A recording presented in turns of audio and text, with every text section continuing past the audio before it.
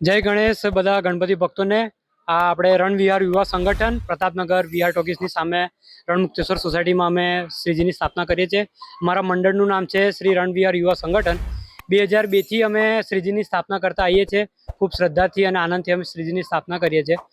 પૂરા 10 દિવસની સ્થાપના કરીએ છીએ અને આ વખતે અમે ખૂબ જ સુંદર જગન્નાથજીની થીમના ગણપતિજીનું સ્થાપના કરી છે અને સોસાયટીના બધા મેમ્બરો ખૂબ ઉત્સાહથી જોડાય છે। આમાં દર વર્ષે અમે કંઈ ને કંઈ નવું વિચારીએ છીએ કે અને કોઈ બી આમ પ્રભામાં કોઈ બી આમ ભગવાનનો રાખીએ છીએ। જેમ કે ગયા વખતે અમે માતાજી રાખ્યા હતા, એટલે આ વખતે બી અમે વિચાર્યું કે આમ કોઈ બીજા ભગવાનનો આપણે થીમ રાખીએ અને એ હિસાબથી કોન્સેપ્ટ કરીએ। એટલે બધા મંડળના કાર્યકર્તાઓથી પૂછીને બધાની સહેમતીથી અમે જગન્નાથજીનું નક્કી કર્યું હતું।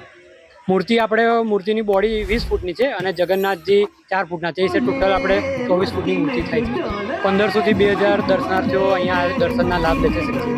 હા, આજે અમે સોસાયટીના બાળકો માટે, ફેમિલીઝ માટે અને લેડીઝ માટે આનંદ મેળોનું આયોજન કર્યું હતું। બધા સોસાયટીના લેડીઝો અને બધાએ એમને ઉત્સાહથી એમને ફૂડ સ્ટોલ રાખ્યા છે એમના એન્જોયમેન્ટ પર્પઝ માટે।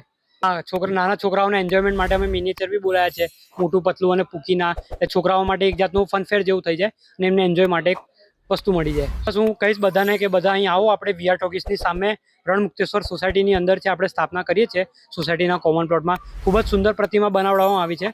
સ્પેશિયલ મુંબઈથી કારીગર બોલાવવામાં આવ્યો હતો અને ખૂબ જ મોટી પ્રતિમા બની છે અને બધાને વિનંતી કરીશ આવીને દાદાના દર્શન કરે અને લાભ લે।